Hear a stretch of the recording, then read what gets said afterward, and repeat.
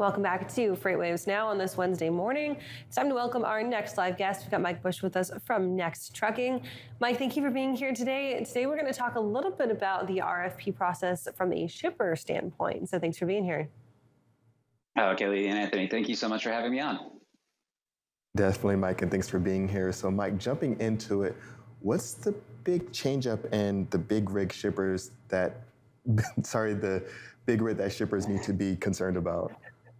Yeah, Anthony, we're calling it the big rig, if you will, right? The idea is to say, okay, there are two things that have happened in the freight industry that have made the RFP process just a little bit weirder than it's ever been. The first is sort of the death of annual RFPs, right? It used to be that, shippers would send out an annual RFP, the RFP would go live, people would fill it out, you lock in an agreement, you'd have that contract for the next 12 months. You could set it, forget it, and not think about it for 12 months. But what we've seen with such volatility in the rates is that this model doesn't work. And if you look at maybe on the freight side or even on the steamship line, you've got customers or shippers who have locked into long-term rates at super high, $20,000 to $25,000 per container. When you look at the spot market now, that's come down to $4,000.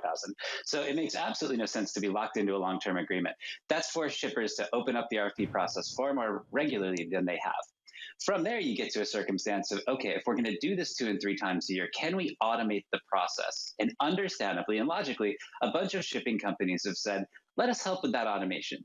So what you've got now is you have shipping companies that are saying, I've built you a tool to accept information to RFPs and to push out RFPs and to gather rates. So there's kind of a weird frenemy moment that's come on, in that some companies are saying, let us help you write an RFP. And of course, then there's gray area if you're competing with that company. You know what I mean? Absolutely. It's kind of a catch-22, right? It's two sides of the coin. You've got to say, okay, how can I do this to where it's most in my favor, but then how can I make that process so easy and seamless for myself without necessarily having to catch the competition? And it's this little delicate balance that shippers walk when you're talking about changing up the way that you do your RFP process. Do you have any pro tips about how to walk that line and be successful on both sides of it? Yeah, I mean, I think the first question to ask is, well, who's getting access to the information that's being collected, right? So if I'm a shipper and I rely on a company that provides capacity, but is also giving me a tool to accept RFP information, how is that information being used, right? Like, so if a 3PL says, look, we're going to make it so you can build an RFP and then collect information from, let's say, 15 different trucking companies, okay, is that information being shared amongst that 3PL's customers? Is that information being used in an anti-competitive way?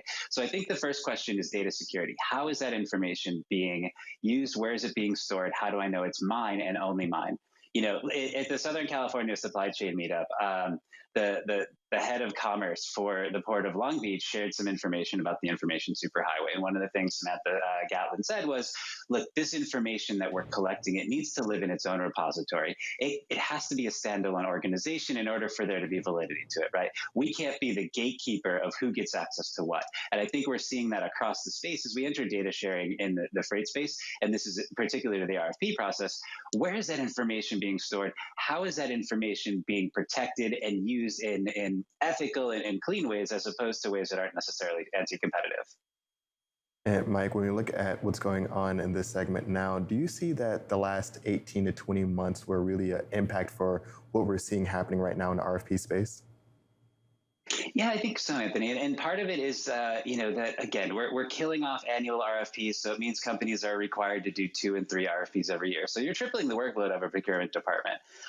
That in and of itself leads to questions of, okay, do we throw more bodies at the problem? Do we throw technology at the problem? And to be totally transparent, there are a lot of companies that are doing awesome things in the RFP space. There's a company focused on truckers named Winmore, like Winmore Business, that makes it so a trucking company can basically say, okay, here's the lanes that are being bid on. Historically, here's the rates. Based on a couple of variables like fuel costs and labor, how profitable will a lane be? So there are companies out there that are using AI and basic modeling to say, let's make it really easy. And then there are some companies that seem to be taking it a bit of a different direction and perhaps working in an anti-competitive way. When you talk about looking at this RFP process and changing it up from an annual to a multi-bid per year cycle, you obviously have to have a really good quality of your data that you're taking in to really kind of keep your RFPs as clean and as current as possible. So when you're talking about sourcing that data, are you looking at sourcing it from open place marketplaces, from private data providers? And then how do you know how to have a delicate balance of both historical pricing data, if you're talking about building a pricing guide, versus real-time pricing data? What's going on in your market right now?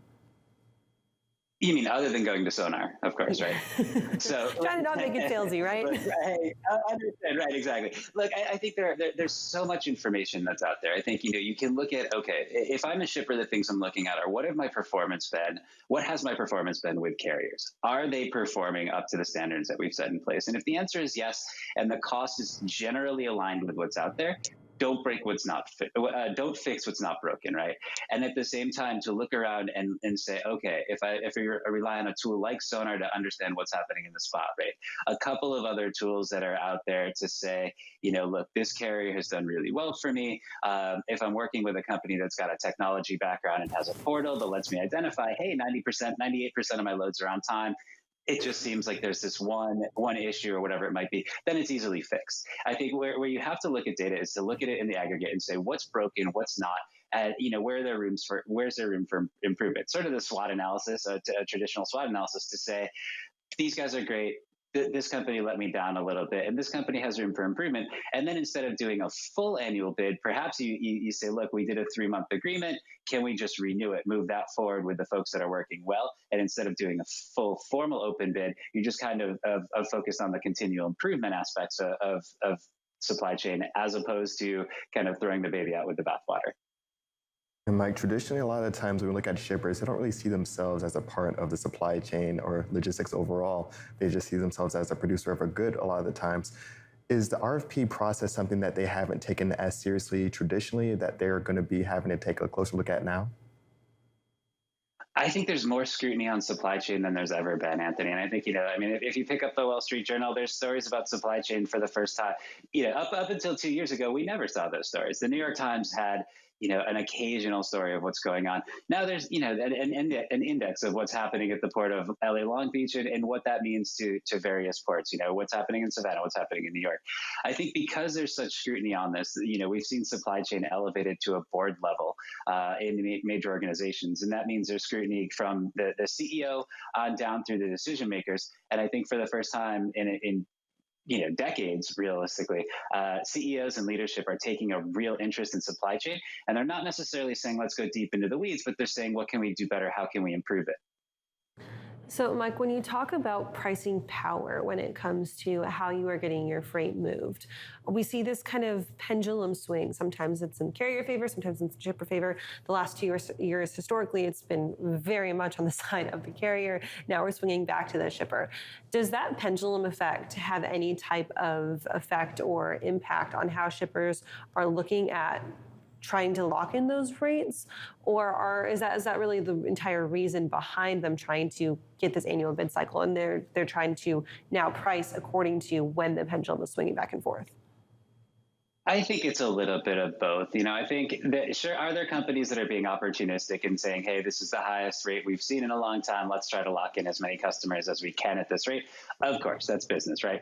But I think what we're seeing is that, companies that are interested in partnerships, companies that are interested in longer term agreements on the carrier side are saying, look, I don't necessarily need to get the top rate I've ever seen in order to lock in something that's fair. And I think shippers are in the same boat where they say, if I'm getting a quality product, if my goods are arriving on time, where I need them, when I need them, perhaps they're willing to pay a little bit of premium above the spot market in order to have consistency. And I think that's the perfect world scenario, right? Is when you've got high quality carriers who are doing great work in delivering a quality product and shippers who are delighted to see that their stuff is exactly where they need it right on time. Awesome. Well, Mike, thanks so much for joining us this morning. If people want to get in touch with you, how can they do that?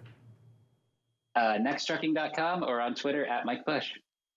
Awesome, Mike. Thank you so much again for joining us, and we will catch you next month. Thank you both. Talk to you soon.